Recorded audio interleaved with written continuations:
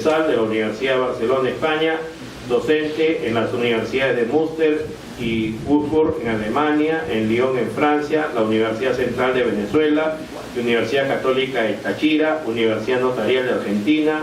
Es autor de 14 libros, entre ellos el que va a ser materia de la conferencia hoy día, La duda en el proceso penal 2013 y Derecho Procesal Penal 1. Hemos estado hoy día en la mejor librería jurídica que tiene el Perú, que es Comunitas, en la cuadra 16 de 2 de mayo en San Isidro. Están todas las obras del profesor Jordi Nieva Fenol, así que si les interesa pueden acercarse por ahí. Además, sería bueno visitarla porque están los grandes maestros del derecho en esa librería Comunitas, que es del profesor, del jurista Juan Monroy Galvez, que ha creado esa librería no con fines lucrativos, sino más bien para que podamos contar con la mejor que hay en el Perú. Realmente de todas las áreas, no solamente jurídica, por cultura general, deberían darse una vuelta, a pasearse, aunque sea con la familia, los hijos. Hay una sección también de niños. Entonces tenemos al profesor Jordi Nieva Fenol, que nos va a hablar sobre la duda razonable y la presunción de inocencia.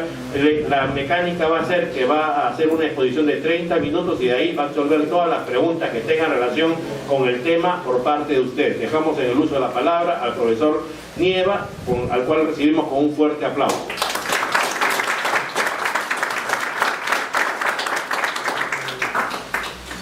Bien, buenas noches.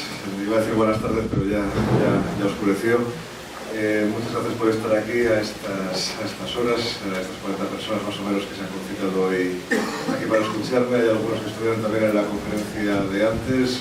Gracias por la afición, verdaderamente. Y bien, y gracias también al magistrado Neira, que bueno, su hospitalidad y su bonomía pues ha favorecido este encuentro con ustedes. Me ha favorecido algo pues que me hacía ilusión desde la primera vez que visité Perú, que era el hecho de poder confirmar una conferencia, aunque fuera breve, aquí en esta universidad la más antigua de América Latina, según tengo entendido. Pueden ustedes entender que para mí es un honor estar aquí. Si hablamos de cosas históricas, también es un honor hablar en Lima, porque a lo mejor este dato no es tan conocido para ustedes, pero el principal manual de derecho procesal castellano no se publicó en ninguna ciudad de Castilla, sino que se lo publicó en 1604 en esta ciudad de Lima también, la Curia Filípica de Juan de Vía y Bolaños, que Juan de Vía era asturiano, pero la Curia se publicó aquí, y les puedo asegurar pues que es un manual verdaderamente ejemplar y cuya edición inicial pues estuvo verdaderamente en esta ciudad. Entonces, claro, como procesalista y además como amante de la historia, pues la verdad es que me hace ilusión estar hoy aquí con ustedes.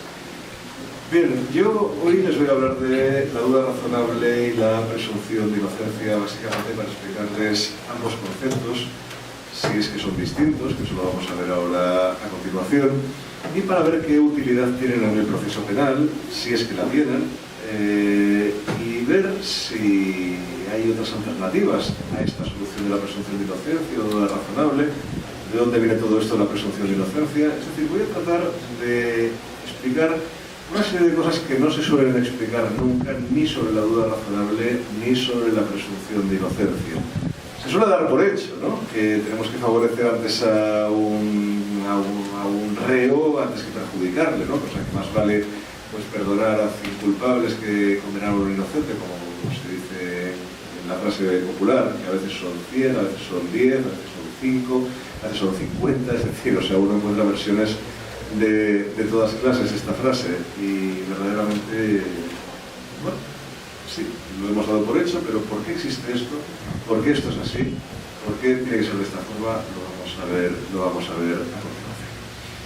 Bien, vamos a ver, el proceso judicial no existiría si no existiera una duda. Es decir, siempre que hay un proceso judicial es porque alguien duda de algo. Normalmente la duda va a ser del juez. Las partes suelen no dudar nada, es decir, las dos saben cómo han sucedido los hechos, sobre todo en el proceso civil. El proceso penal es más difícil, ¿no?, porque muchas veces el que sí que lo sabe es el reo, y la víctima pues cree saberlo, pero realmente no lo sabe. Y hay veces que el reo, todo el mundo piensa que sí, seguro que lo sabe, pero claro, si es un falso reo, es decir, una persona que tendría que estar allí, tampoco sabe absolutamente nada de lo que ha ocurrido. Es decir, la duda, sea como fuere, es consustancial a la existencia del proceso. Bueno, si esto es así, cuando hay una duda en el proceso penal, se entiende en estos momentos, ¿qué es lo que hacemos? Bueno, si me va siguiendo un poco el discurso, comenzamos un proceso porque hay una duda y por tanto queremos resolverla, con lo cual la primera respuesta ante la duda es celebrar el proceso. ¿Vale? Celebramos el proceso y a pesar de eso, la duda se sigue manteniendo. Entonces, ¿qué hacemos? Seguimos dudando. Bueno, el proceso civil da una alternativa radical, que es la carga de la prueba. Es decir, bueno, si tienes dudas, porque la prueba que has practicado no te ha servido realmente para nada, entonces lo que vas a tener que hacer es darle la razón al uno o al otro según te lo esté indicando el ordenamiento jurídico. Normalmente le vas a dar la razón al que creas que tendría que haber aportado la prueba, porque la tenía más fácil y no lo hizo, efectivamente. Así es. Bueno, esa solución pues, para el proceso civil es justa, no, es absolutamente injusta. ¿Está ajustada a la realidad de los hechos? Probablemente no, pero oiga, es que no tenemos otra. No tenemos otra, no se nos ha ocurrido nada mejor durante todos estos siglos y tampoco les voy a decir nada mejor, al margen de que se intente practicar mejor la prueba, es decir, o sea, que se agoten todas las posibilidades de investigación dentro de un proceso, pero realmente no hay más respuesta. Eso es el proceso civil y todos los años. ¿Y en el proceso penal qué hemos hecho? En el proceso penal, esta noción de carga de la prueba, es ajena al proceso penal. Es decir, uno no le puede decir al juez, mire, dele usted la razón a la víctima o dele la razón al reo en función de quién lo tenga más fácil para aportar una prueba. No, a ver, esto no es así en el derecho penal. O sea, en el derecho penal, en primer lugar, el reo no tiene por qué hacer nada. Es una persona que está acusada, se va a defender, evidentemente, pero son los demás los que tienen que probar su culpabilidad. Con lo cual, claro, ya partiendo de esta base, la noción de carga no tiene ningún sentido. No tiene sentido que se califique la presunción de inocencia como una regla de carga de la prueba, porque es que realmente no lo es. O sea, lo de la carga de la prueba tiene sentido en el proceso civil, es decir, en un derecho de obligaciones, ¿no? O sea, de la parte contratante A tiene la obligación de entregar la finca, la parte contratante B, que es ¿no? tiene la obligación de dar el precio. Bien, esto en el derecho civil sí, tiene sentido, pero en el derecho penal, ¿qué obligaciones tienen las partes? No se compagina bien, hay algo que patina ahí, ¿no? Que no va bien. Bueno, ya veremos después qué es lo que es. Pero, como les decía, en el proceso penal, cuando tenemos dudas, se le dice al juez que absuelva. Presunción de inocencia. Es lo mismo que indubio pro reo, porque alguien seguro que está diciendo, no, la presunción de inocencia es lo que se actúa durante el proceso, ya al final del proceso es el indubio pro reo. Miren, es lo mismo. Históricamente es exactamente lo mismo, tiene el mismo origen. Lo que pasa es que la frase indubio pro reo es una formulación antigua del actual principio de presunción de inocencia, pero es exactamente idéntico.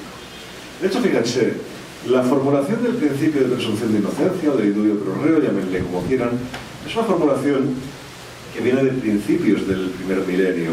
De hecho, la formulación es de Ulpiano, se encuentra con facilidad en el digesto y básicamente es Ulpiano el que dice que no se condene a nadie por sospechas, sino que cuando se condene a alguien tengamos pruebas directas que verdaderamente le acusen y que si no es así, por más que estemos predispuestos en contra de él, lo que tenemos que hacer es absolver, sin más. Eso ya lo decía Ulpiano, pues hace prácticamente 1800 años. ¿Lo dijo alguien antes? Sí. Ustedes van al Código de Hammurabi, lean la ley primera, no hace falta leer mucho, o sea, la 1, y verán que dice que si alguien acusa a otro de homicidio y no consigue probarlo, el acusador será condenado a muerte. Un poco bestia, ¿verdad? Pero eso quiere decir que el acusado es inocente.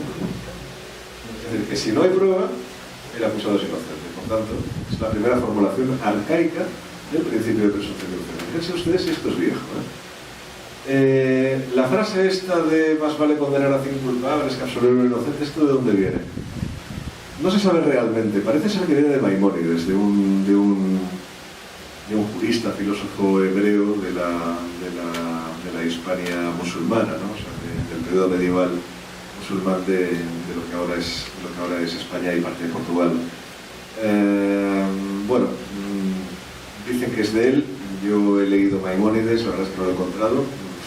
Seguiré a ver si realmente lo encuentro, pero sí, la formulación es de esa época. Luego lo que pasa es que se ha ido cambiando el número, ¿no? Más vale condenar a 100 culpables que a solo inocente, a 100, a 10, a 5, a 20. Bueno, luego la frase se ha ido repitiendo. Y la frase donde sí que ha sido muy popular es en derecho inglés, sobre todo. Hay varios juristas ingleses, Matthew Hale, el primero probablemente, que ya dijo esta frase en sus manuales y luego se ha ido repitiendo hasta William Blackstone, básicamente, que la volvió a decir, y luego su discípulo, Jeremy Bentham, ya ese sí conocido de todos ustedes, que ridiculiza la frase. Ridiculiza la frase por el tema del número, ¿no? Pero no la esencia, pero no la esencia. Bueno. Por lo cual esto es muy antiguo, ¿no? Y claro, ustedes pueden preguntarse en primer lugar, bueno, pero, vale, ¿esto qué es, no? O sea, esto de que tengamos que absolver si tenemos dudas. Si usted ya nos ha dicho que no es una regla de carga de la prueba, entonces ¿qué es? ¿Es una regla de valoración de la prueba?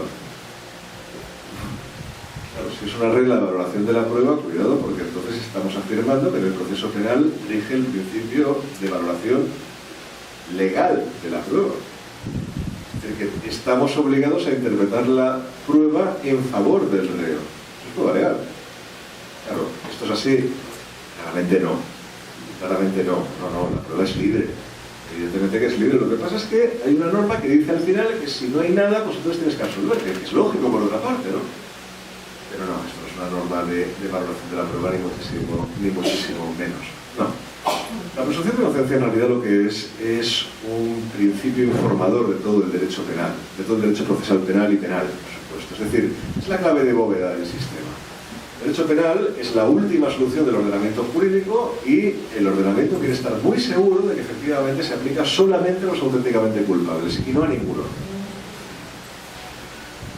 Entonces ustedes pueden preguntarse, bueno, pero ¿por qué esta preocupación, no? O sea, ¿y por qué este consejo a los jueces? ¿Por qué este consejo a los jueces? Esta es la parte central, lo que voy a decir. ¿Por qué este consejo a los jueces de que absuelvan antes que condenen? ¿Por qué? Pues podría haber sido lo contrario. Vamos a ver, cuando a ustedes les cuentan, por ejemplo, que fulano le ha sido infiel a Mengana, ¿lo creen? Cuando a ustedes les cuentan que un político se ha corrompido y sale la prensa, ¿lo creen? No dudan, ¿verdad? Eso es presunción de inocencia, verdaderamente, ¿eh? Claro, ¿qué es lo que ocurre? Fíjense, en la sociedad existe un prejuicio social de culpabilidad.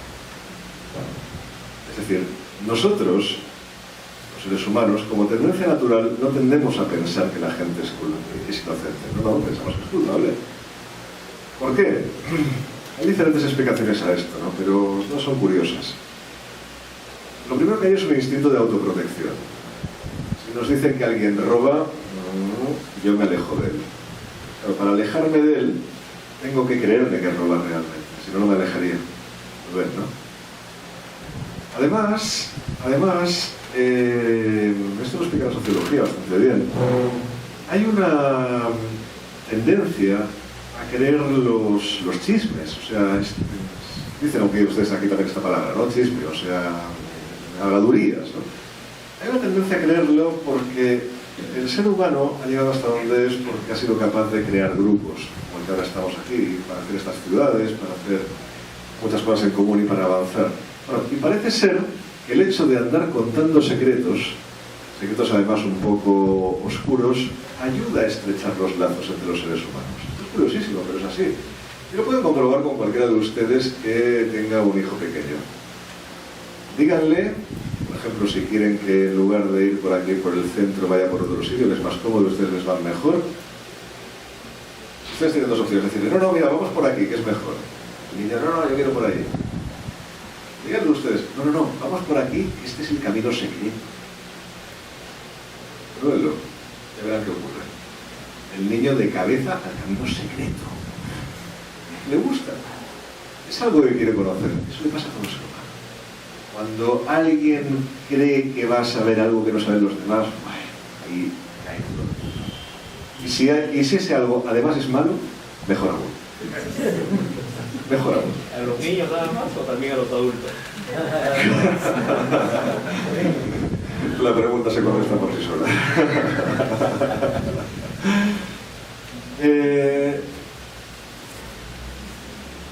Son conscientes de esto, ¿verdad?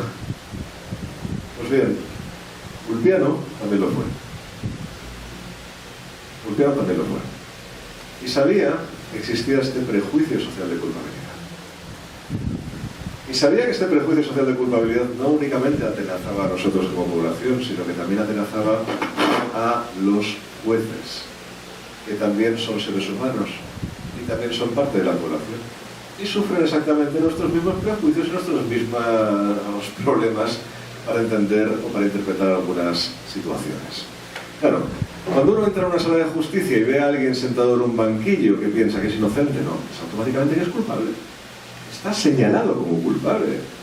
Además, madre mía, le acusa a la policía, al Ministerio Fiscal, ha habido una investigación contra él. Vamos, es que uno no tiene más que mirar la estadística de condenas y se dará cuenta que siempre es altísima en cualquier país. Claro, una de dos, o uno piensa que todo el mundo es muy eficaz, o sea, toda la persecución penal es eficacísima y todo el mundo lo hace muy bien, o bien que a lo mejor estamos un tanto lastrados por ese prejuicio social de culpabilidad. Y nos fiamos completamente de lo que hace el anterior y así a su vez, etcétera, ¿no? Pero claro, fíjense, o sea, policía, Ministerio Fiscal, juez de instrucción, si no tienen aplicado en este país, las zonas donde lo tengan, juez de juicio. Claro, si el juez de juicio hace lo que dice el juez de instrucción porque es un compañero y ya lo habrá hecho bien, el juez de instrucción hace lo que le dice el fiscal porque es el fiscal y es otro compañero, también lo habrá hecho bien, y el fiscal se fía de lo que hace la policía, porque hombre, la policía, ¿cómo dudar de lo que hace la policía? Es que si no, no podríamos trabajar. Claro, al final, ¿quién acaba dictando sentencia? ¿El juez o la policía? ¿Se dan cuenta, no? Claro, no se puede llevar esto al extremo. Esto ocurre, aquí ocurre en cualquier país, ¿eh?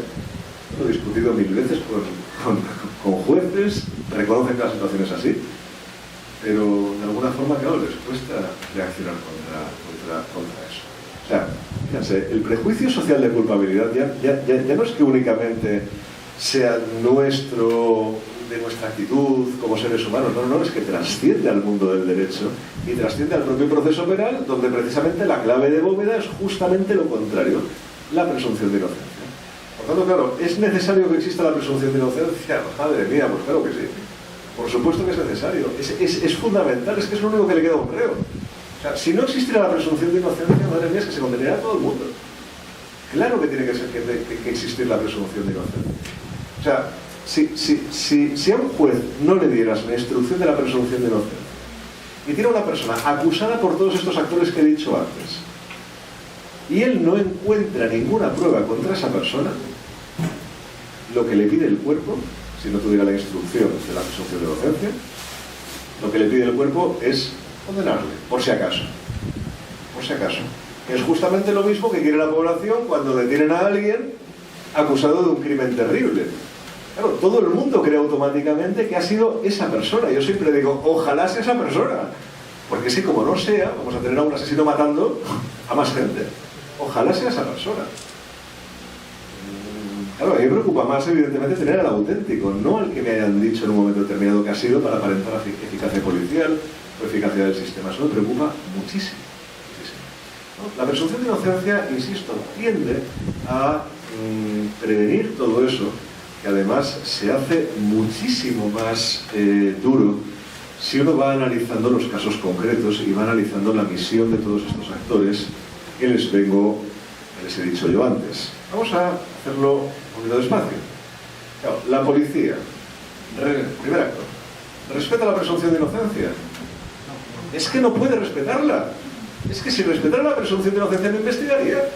Tiene que haber culpables. Claro que no puede. O sea, y esa es la razón por la cual no podemos tomar directamente lo que hace la policía y meterlo en el proceso como si fuera prueba plena. No podemos hacerlo. Porque eso que ha hecho la policía transgrede el derecho a la presunción de inocencia.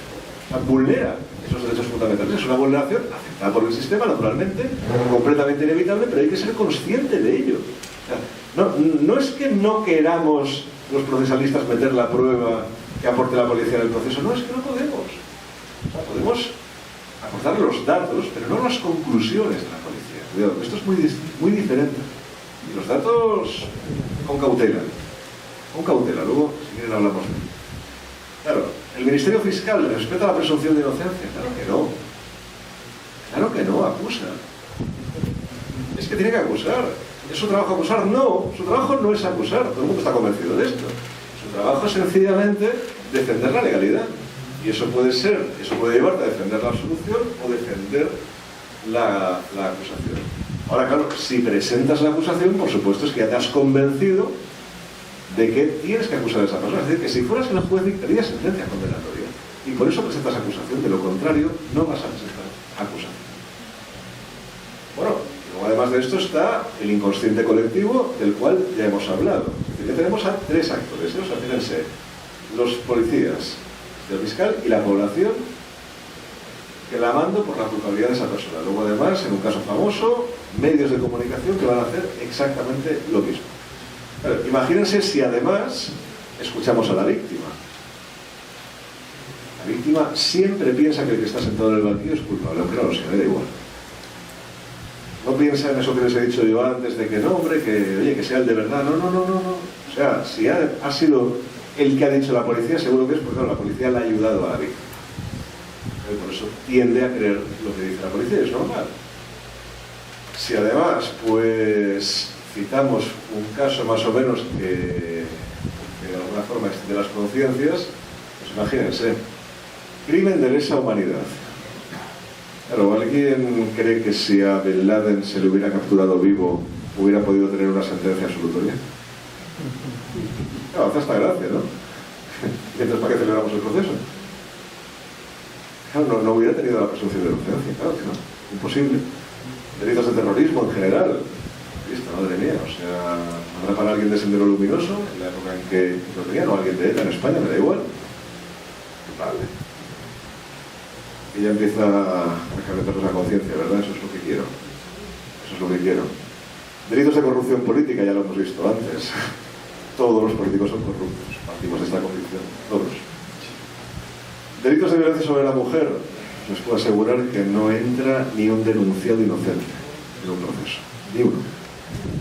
Ni uno. Tendemos a creer siempre al testimonio. ¿Por qué? ¿Por qué? Porque tenemos miedo de que finalmente acabe habiendo una situación de violencia todavía más grave, que acabe con la muerte de la mujer. Claro, no podemos permitirnos esto. Tremendo. Delitos de violencia sexual sobre menores. Y si lo anterior no les ha inquietado, aquí les inquieta seguro. Es terrible, ¿no? O sea, claro, cualquiera nos imaginamos a cualquiera de nuestros hijos o sobrinos, conocidos, viendo una situación como esa y es que, vamos, entran ganas de olvidarte todo el derecho que sabes, en beneficio de cualquier otra cosa. Y no puedes hacerlo como jurista y no debes hacerlo. Y bueno, y luego, en España, aquí no sé exactamente, pero en España y en otros países europeos,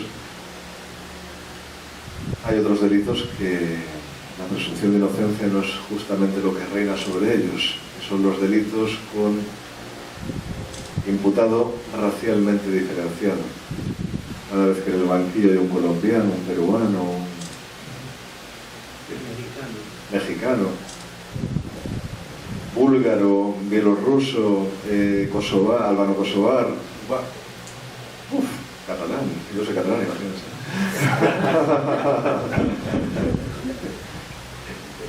No, radical, alguien de etnia árabe. O sea, va con una carga ya de culpabilidad absolutamente inevitable. ¿Por qué? Pues porque el juez utiliza algo llamado heurístico de la representatividad, que no os voy a explicar ahora lo que es, pero básicamente consiste en hacer lo mismo que hacen los demás y lo que ha funcionado en otras ocasiones.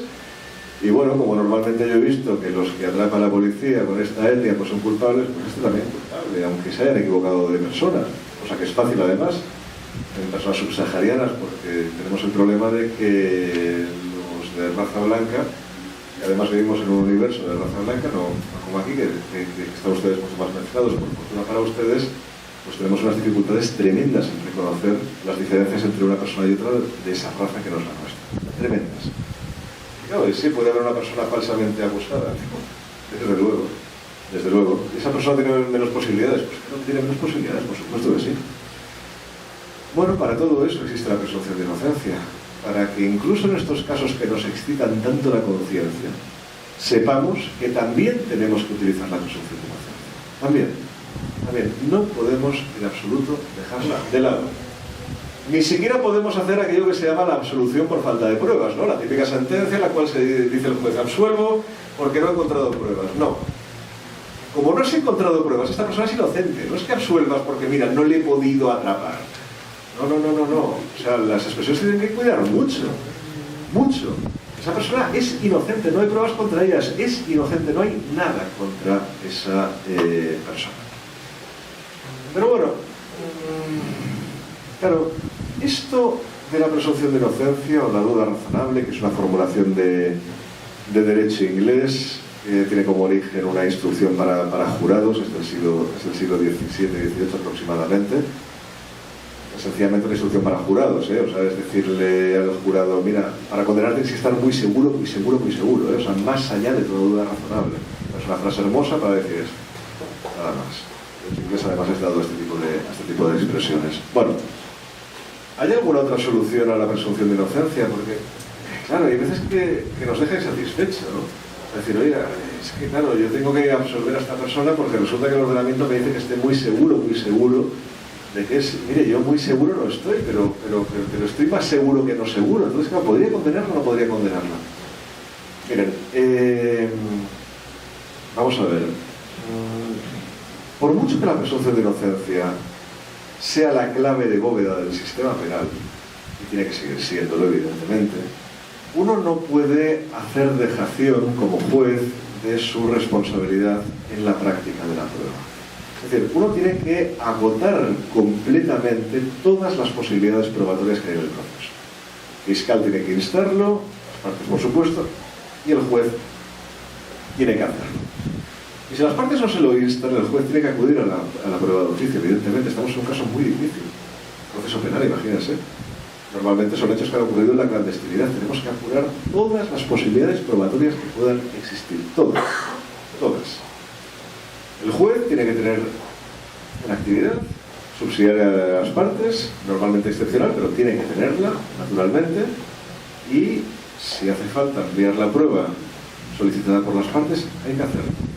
¿Es esto contrario al principio acusatorio? No es contrario al principio acusatorio. No, rotundamente no. El principio acusatorio solamente es una forma para que el juez parezca imparcial ante las dos partes. Pero una vez que se ha conseguido eso ya al principio del proceso, pues sencillamente va recibiendo datos como cualquier otra parte y irá inclinando su juicio de un lado o de otro. Tanto puede hacer uso de la prueba de oficio, no tiene ningún tipo de problema. Ustedes me pueden preguntar, bueno, pero no hay nada. Actualmente que estamos tan avanzados tecnológicamente, no hay nada que realmente nos permita saber si una persona miente o no miente. Bueno, ustedes pueden acudir a la psicología del testimonio, que es lo más sensato, pero una ciencia experimental, por supuesto, es decir, comprobada experimentalmente, que les dice que tienen que valorar lo que dice un testigo y no si el testigo gesticula, habla, mira de frente, resuda, o sea, todo eso que normalmente valoramos cuando miramos a alguien, ¿no? Y nos parece que es una persona sincera o no.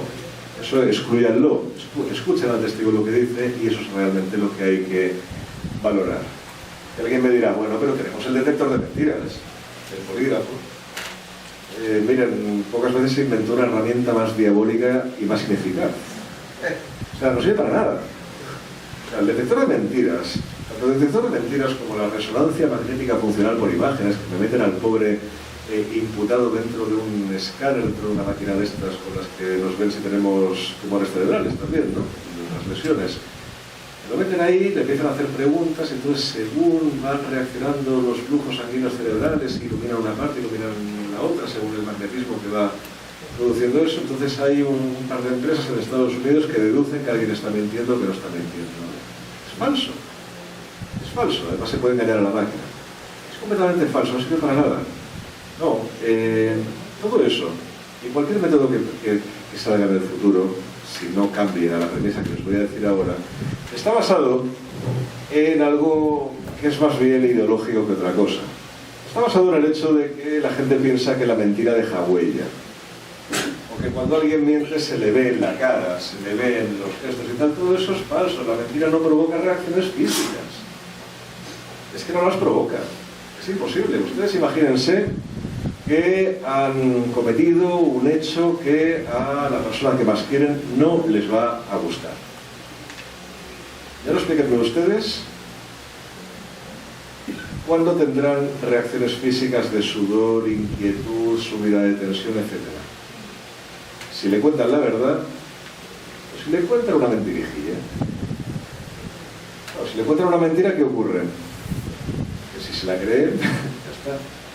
Ahora, claro, como le tengan que contar la verdad, ahí sí que van a empezar a sudar y a subirse la tensión y a ruborizarse. Y claro, y en cambio cuando dicen la verdad, tienen esa reacción física que no tendrían cuando si dijeran una mentira. Es completamente desorientador. La mentira no provoca reacciones físicas, insisto. No las provoca, ni involuntarias ni voluntarias. Todo eso es ciencia ficción. Ojalá las provocara, y ojalá pudiera ser tan fácil como mirarle a alguien a la cara, identificar incluso, como hizo Ekman, los microgestos de la cara, a ver si uno sube más una ceja, la otra, la cara es simétrica. No, eso no sirve para nada, insisto, para nada. Bueno, entonces si no sirve para nada, ¿qué hacemos? ¿Condenamos o no condenamos cuando tenemos dudas? Vamos a ver. Para condenar tenemos que tener una convicción más allá de toda duda razonable. ¿Estamos en lo cierto? ¿Están todos de acuerdo? Sí. Más allá de toda duda razonable, del 1 al 10, ¿cuánto es? ¿El 8? ¿El 7? ¿El 9? ¿El 9,5? ¿El 9,9? ¿Qué porcentaje dirían ustedes? 9. Aquí han dicho el 7, otros dicen el 10. Y te agregaría una pregunta. Para pasar de la etapa intermedia al juicio oral, sí, ¿con qué porcentaje tendría que ser? Acá en Perú se dice con el Código Procesal Penal suficientes elementos de convicción. Tú puedes ayudarnos a dar una respuesta también en el momento que sea. Claro. Suficientes elementos de convicción. ¿Eso cómo lo valoramos? ¿Con un 6? ¿Con un 5,5? Vamos a ver. Lo primero es que esto no es medible por números. No es mesurable por números. Es decir, claro, uno dice un 9, ¿por qué un 9 y no un 6? Es decir, es que no hay forma de medirlo. Es decir, es algo que nos puede dar confianza, es decir, un 9, un 8, un 7, no, pero no. Suficientes indicios, es que tampoco lo vamos a poder medir de ninguna forma. Es decir, es una frase pues que básicamente te está diciendo, bueno, pues cuando no puedas descartar absolutamente la culpabilidad, vas a juicio a ver qué es lo que ha ocurrido, ¿no? Es razonable por una parte, porque donde se tiene que juzgar es en el juicio y no en la instrucción. Bien, más allá no puedo ayudar. Sencillamente es esto, ¿no? O sea, cuando crees que sí, que persiste una duda y que no tienes una convicción suficiente de inocencia. Esa es la clave, digamos, para no dictar un sobreseimiento y para pasar, digamos, al juicio oral. Ahora, estamos ya en la sentencia. ¿Condeno o absuelvo? Es decir, yo tengo, por ejemplo, la convicción de que esto ha ocurrido, pero no puedo demostrarlo. ¿Qué hago? ¿Absuelvo o no absuelvo? Estoy más convencido de que sí, pero no tanto como aquello del más allá de toda duda razonable. ¿Qué hago? ¿Absuelvo o condeno? Mi consejo, y que les va a sorprender. Ya se lo digo. Y les va a sorprender. Incluso manteniendo que la presunción de inocencia sea la clave de bóveda del sistema, de lo cual yo estoy convencido, sobre todo en la práctica de todo el proceso penal, precisamente para eliminar la presunción de culpabilidad de los actores que antes les he dicho, incluso pensando eso, en la sentencia, cuando dicte la sentencia un juez, es muy difícil que pueda medir una diferencia entre estar razonablemente convencido o muy convencido o bastante convencido. No. Lo más que va a tener, en términos reales y realistas, es una posibilidad preponderante de que esa persona es culpable o es inocente, no mucho más. Es prácticamente lo mismo que en el proceso civil, no mucho más.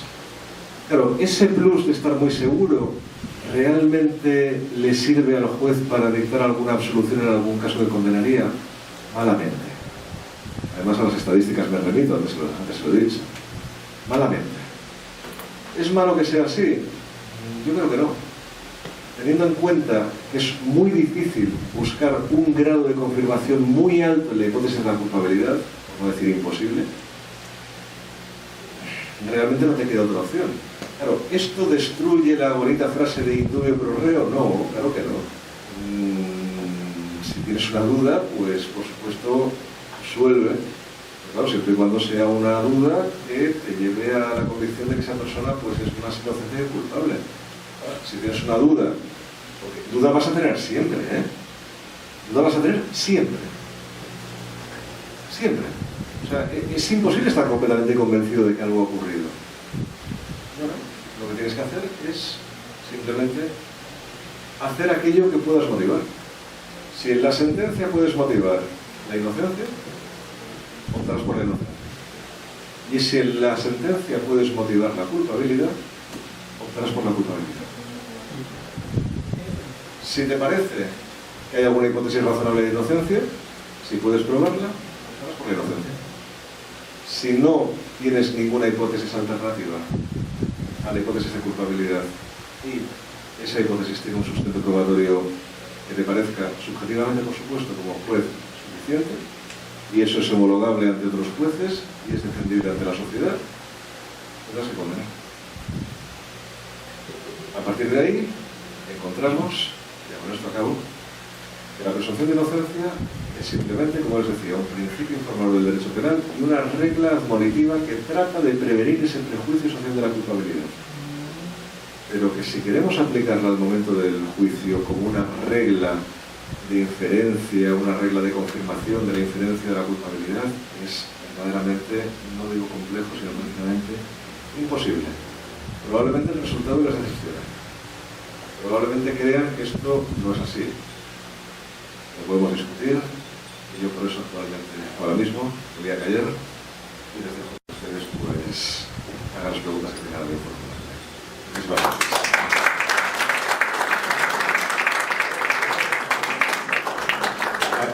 Preguntas, no comentarios, por favor, ¿ya? Todas las que ustedes estimen, se identifican y las plantean.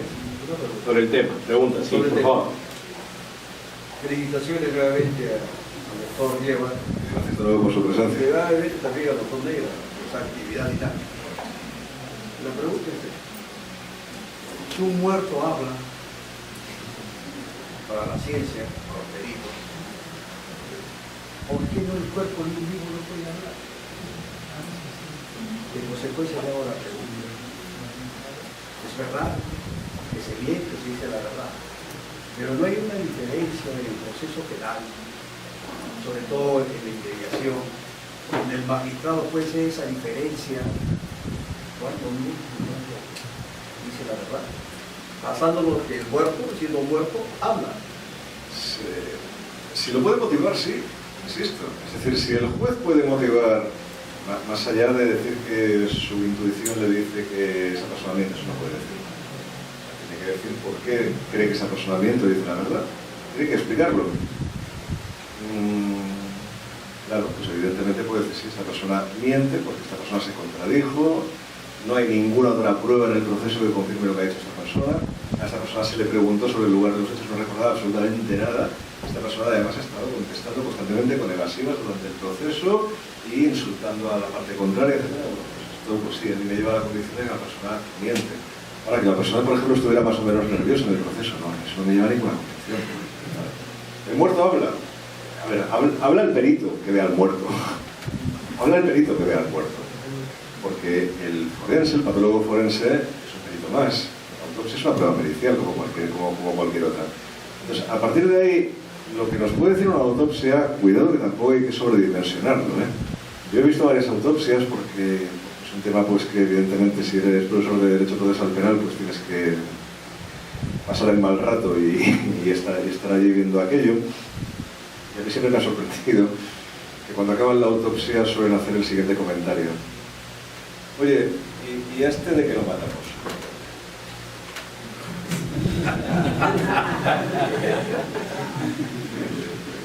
porque realmente no saben de qué ha muerto, la mayoría de las veces.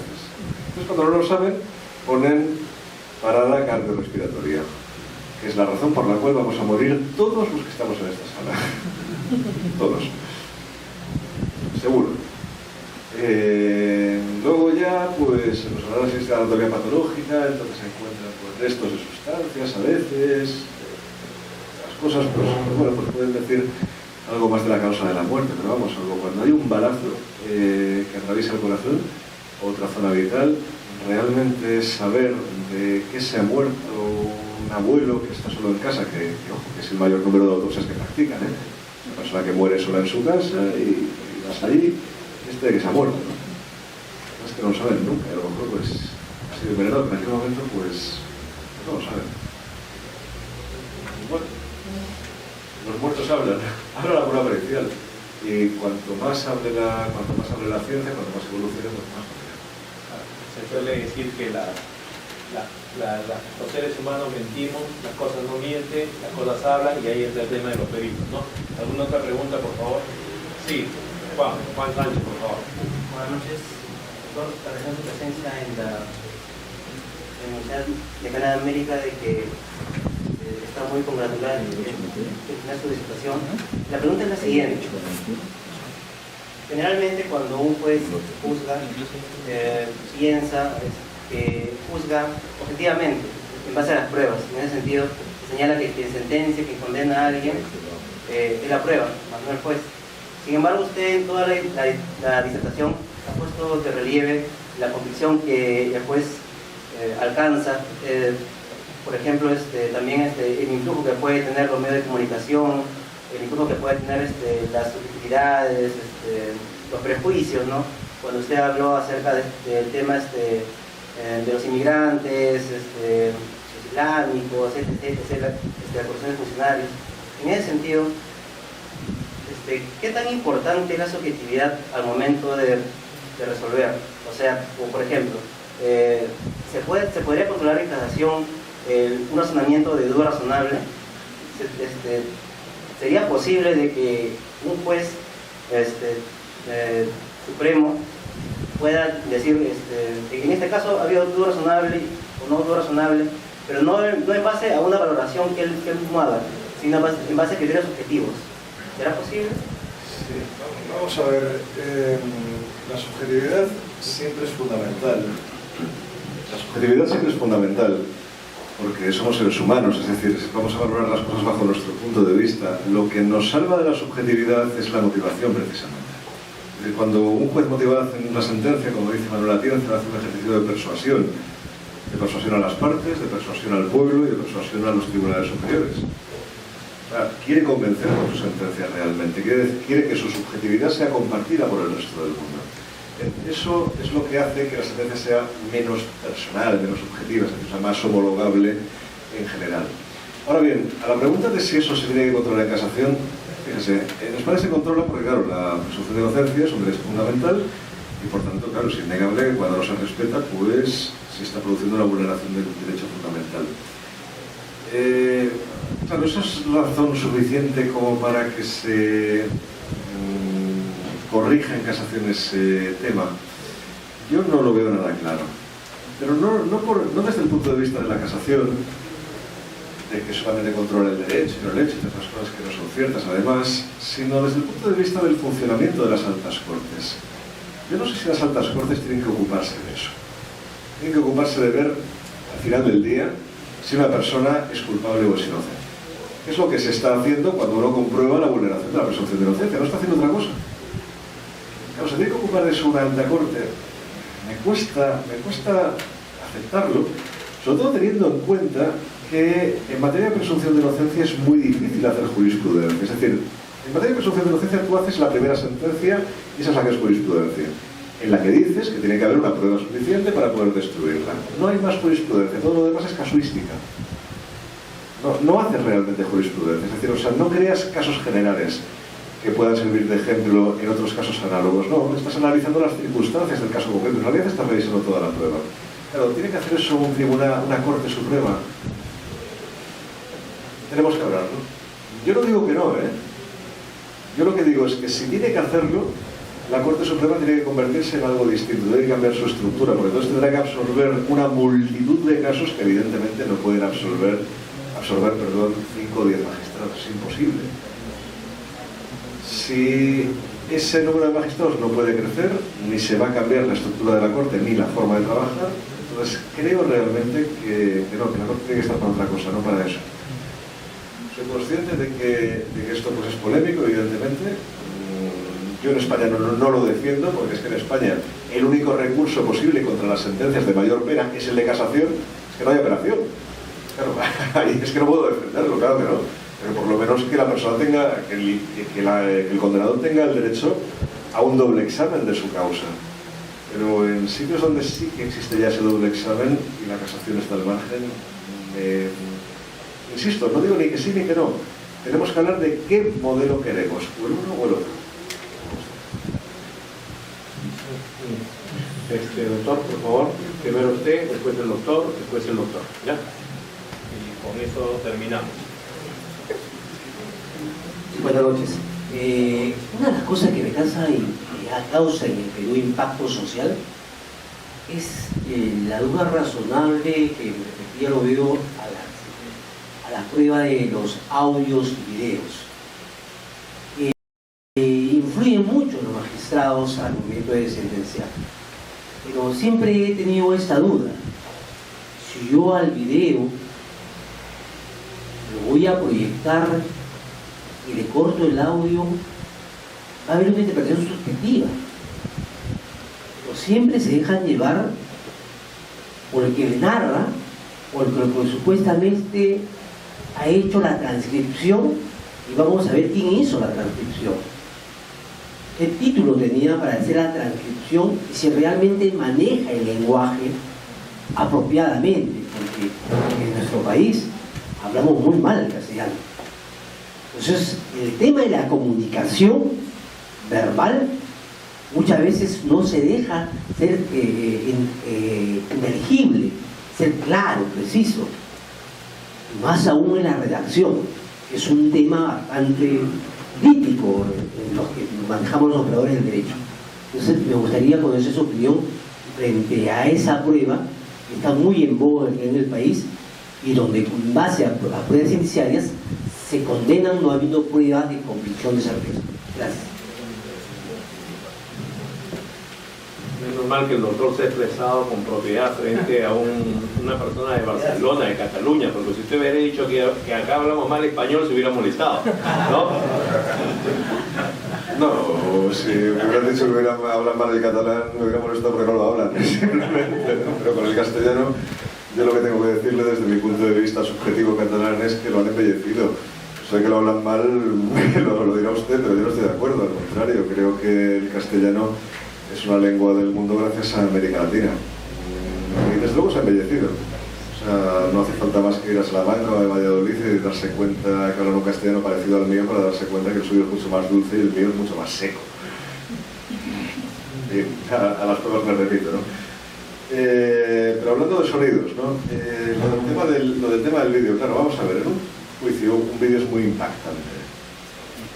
Es muy impactante, claro, tú ves aquello que bueno, que... Pero lo que es importante es hacer una buena prueba pericial sobre el vídeo. Es decir, en primer lugar, que no esté cortado. Es decir, que no te enseñe únicamente la parte que interesa que veas. También es importante ver el ángulo. Es decir, o sea, tiene que someterse a un dictamen pericial de alguien que sí que puede interpretar, digamos, esas imágenes y que no somos ninguno de nosotros. Yo recuerdo ahora un vídeo que fue verdaderamente muy impactante, que ocurrió en Barcelona hace cosa de un año aproximadamente, de 8 policías que le pegaban una paliza a un detenido. El detenido, básicamente lo que había ocurrido es que había consumido una serie de sustancias y parece que estaba violento, esa es la versión policial, y entonces, bueno, pues al reducirlo, pues no tuvieron más con reducirlo, sino empezaron a pegarle patadas por todas partes, a cuyas resultas el detenido murió. Aquí es donde viene el problema. Claro, si tú ves el vídeo te estremeces, verdaderamente. Claro, ves ahí a 8 contra 1. además gritando como un puerco San Martín, o sea, el pobre ahí, ¿no?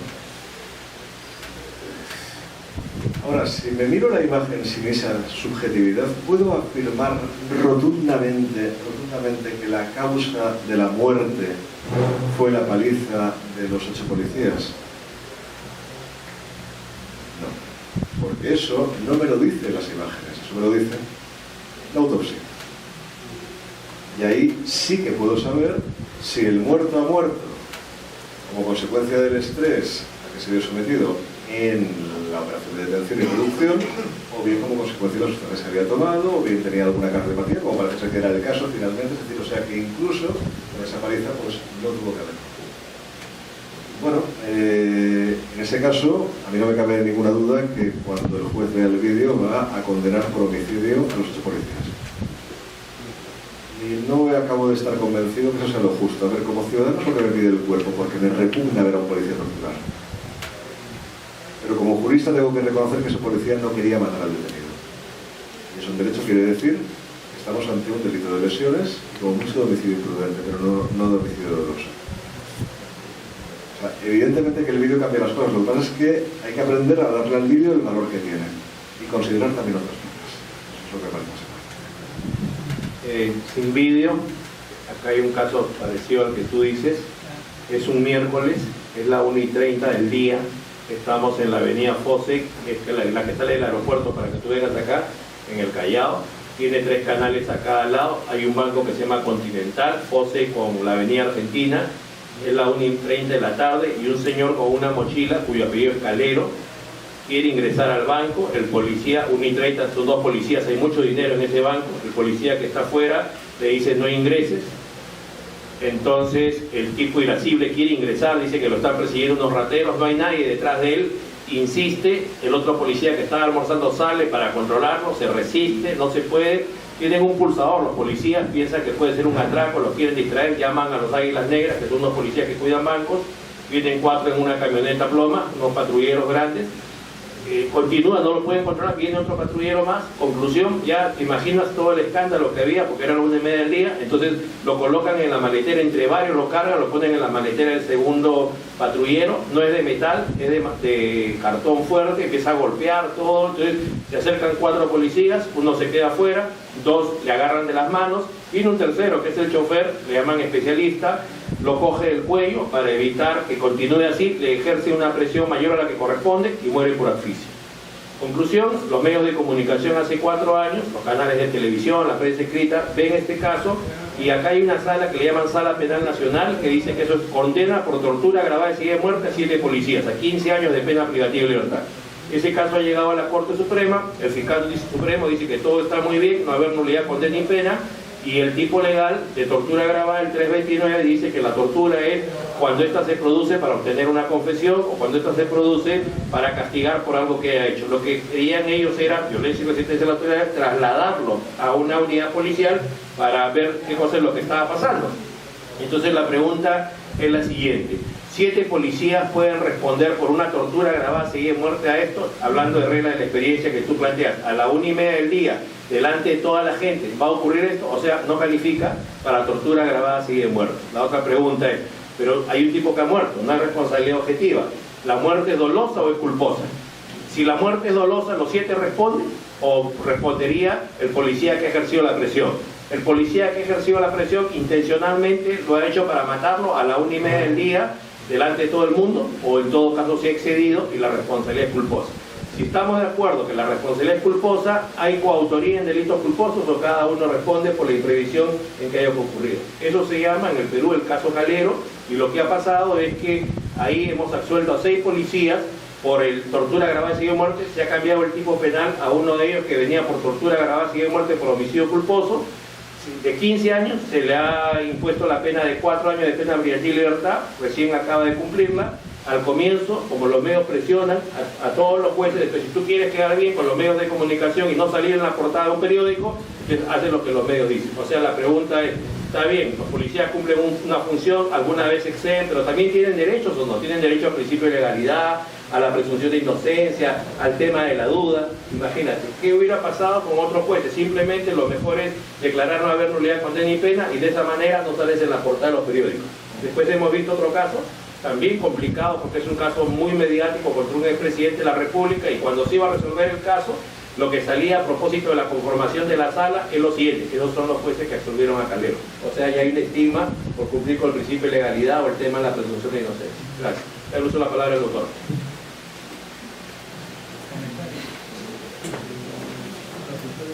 Buenas noches.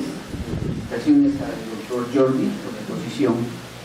Mi pregunta es la siguiente, ¿no? En la interpretación jurídica que hace el juez y las partes, hoy en día hay un elemento importante que se toma en cuenta, que es la intuición. Y la intuición en un proceso penal nos puede servir mucho. La intuición, cuando solo hay una prueba directa o no hay pruebas, puede servirnos mucho. ¿Qué peso tiene la intuición para destruir la presunción de inocencia? Esa es mi pregunta.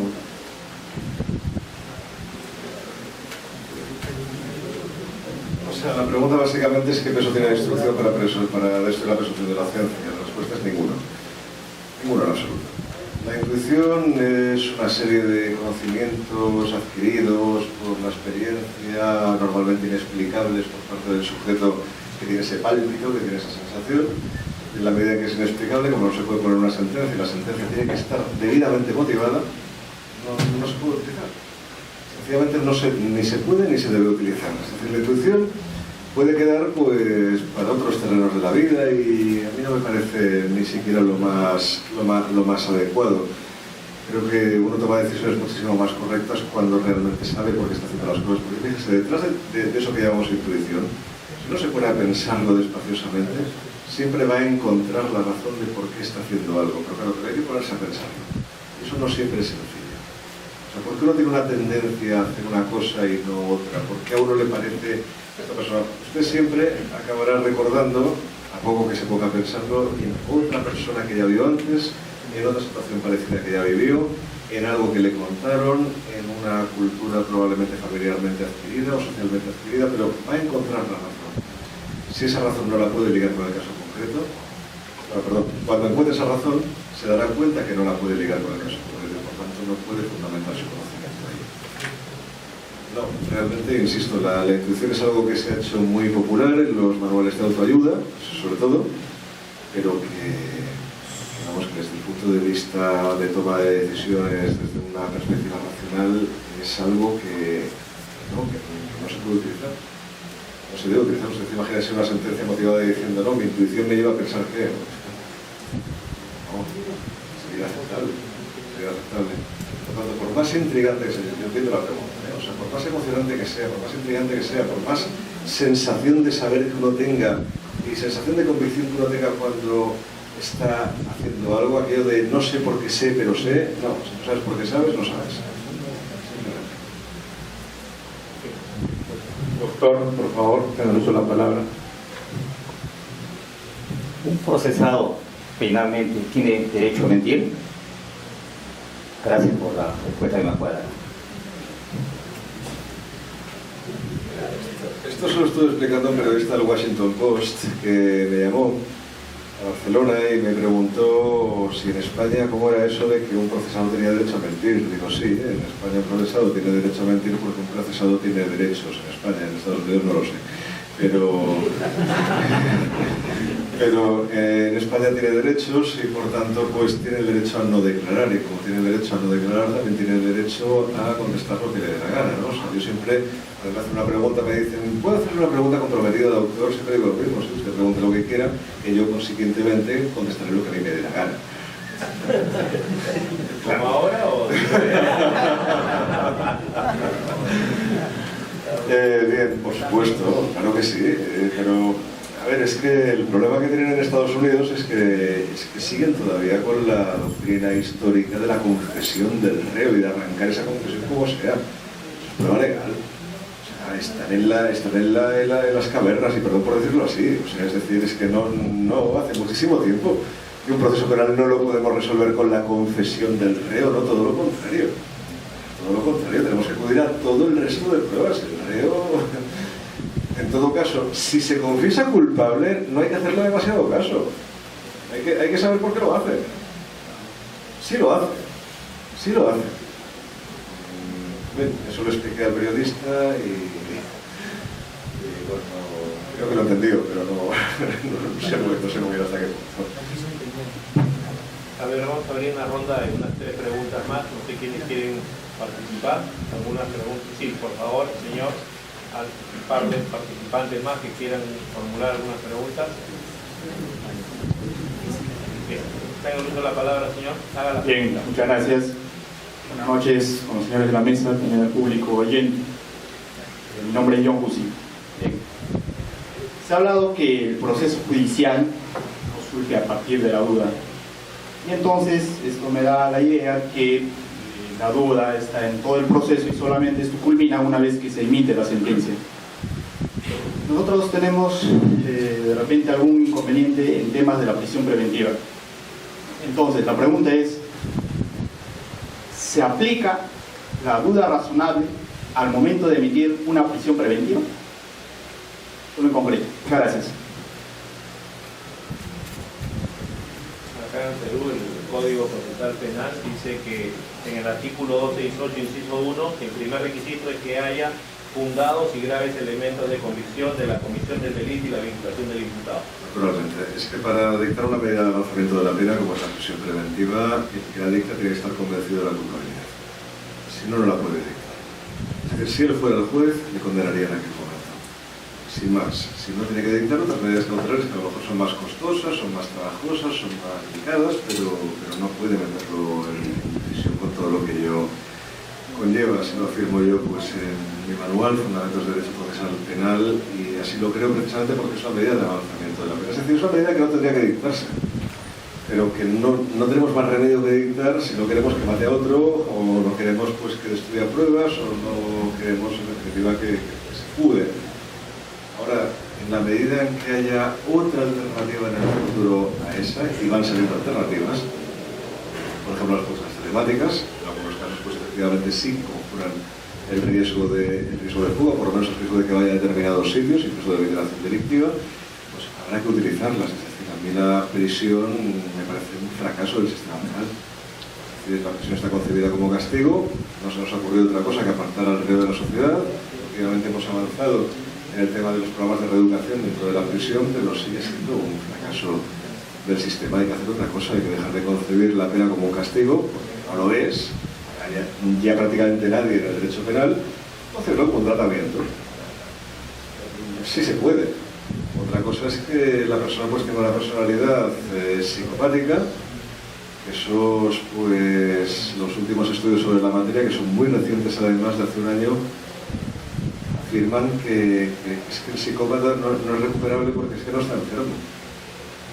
Es que no está enfermo, es una persona perfectamente normal. Lo que ocurre es que tiene la escala de valores alterada, y lo primero es él y luego el resto del mundo. Y si tiene que matar para conseguir algo, lo va a hacer. Si tiene que robar, lo va a hacer. Si tiene que mentir, lo va a hacer.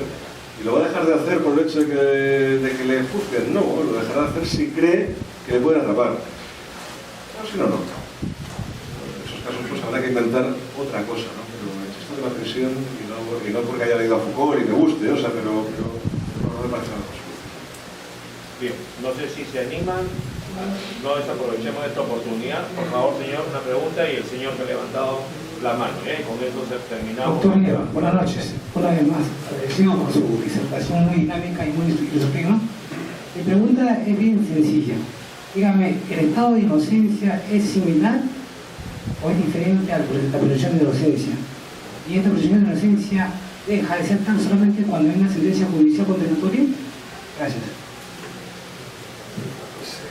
De hecho, estoy más de acuerdo con la terminología que usted acaba de emplear, estado de inocencia. O sea, realmente la inocencia no es ninguna presunción, técnicamente no lo es. La presunción tiene que tener un indicio para llevar un resultado a través de un enlace lógico. La presunción de inocencia no existe, simplemente. Con lo cual sí, hay un estado de inocencia de todo ser humano. desde luego, hasta el momento en el que es juzgado y condenado. En ese momento, pues, efectivamente, ese estado de inocencia, quizás injustamente, pero ese estado de inocencia pues deja de existir, porque si no, no podríamos juzgar a nadie. Efectivamente, así es, pero me parece muy acertado eso de hablar de estado de inocencia. Es mucho más correcto hablar de presunción, que no lo de realmente. Yo he hablado a veces de suposición de inocencia en la misma línea. Bien, la última pregunta, por favor, creo que es Juan Sánchez.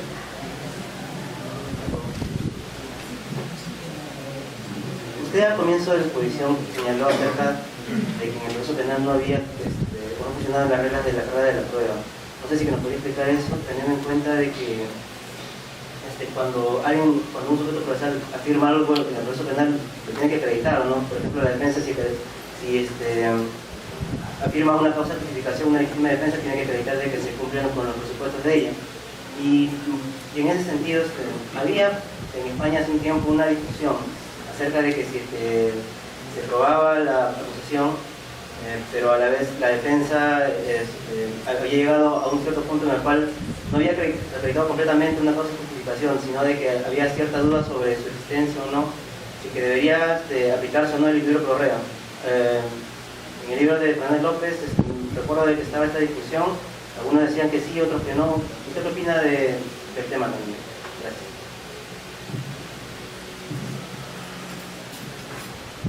Sí, ese es un tema verdaderamente apasionante de las causas de justificación, si se tiene que aplicar la presunción de inocencia o no se tiene que aplicar. Yo no lo creo. Vamos a ver, una causa de justificación hay que acreditarla.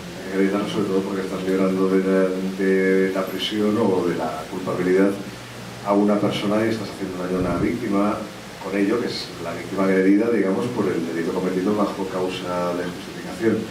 Creo que en ese escenario la causa hay que probarla. Y además lo creo porque es que si no todo el mundo saldría absuelto, porque todo el mundo podría alegar una causa de justificación con alguna prueba mínima, que eso no es sencillo, no es nada difícil, y a partir de ahí, pues una vez que ya ha salido en el proceso, pues dirían, no se ha conseguido probar del todo, pero bueno, va, indubio pro reo. Me parece muy peligroso. Es decir, claro, si aplicas la presunción de inocencia stricto sensu, efectivamente tienes que hacerlo de esa manera, pero no, yo la presunción de inocencia la aplico a las agravantes y a las atenuantes, ahí sí. Ahí me parece que sí que hay que aplicar la presunción de inocencia. Cuando existe una duda razonable sobre todas ellas, lógicamente. Ahora, en las causas de justificación, yo lo descarto por esta razón, ya le digo. Porque si no, tendríamos una absolución detrás de otra, y no es que eso sea malo, pero sí que me preocupa que sea injusto. Sencillamente por una cuestión argumentativa. Bien. Muchas gracias, profesor Jordi Nieva. Queremos también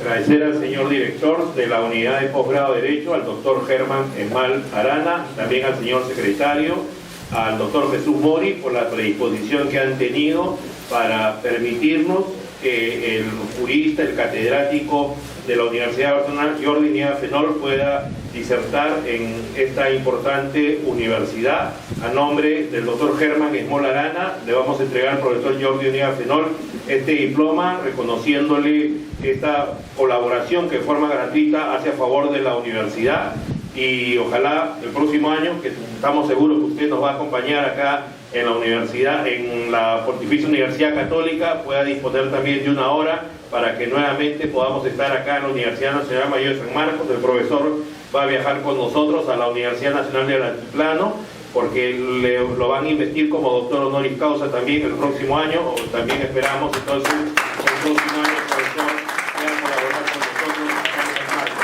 Queremos agradecer a los amigos de Alerta Informativa, que también han venido hoy día a colaborar para registrar esta conferencia, y se van a encargar de colgarle su página a César Tazaico, que es del Poder Judicial de la Escuela de Formación de Auxiliares Judiciales de la Corte de Lima, que también va a hacer lo mismo. Profesor Jordi Nieva, por favor reciba usted este diploma a nombre del doctor Germán Esmal Arana.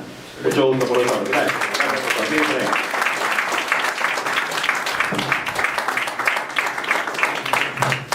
Muchas gracias, amigos. Buenas noches.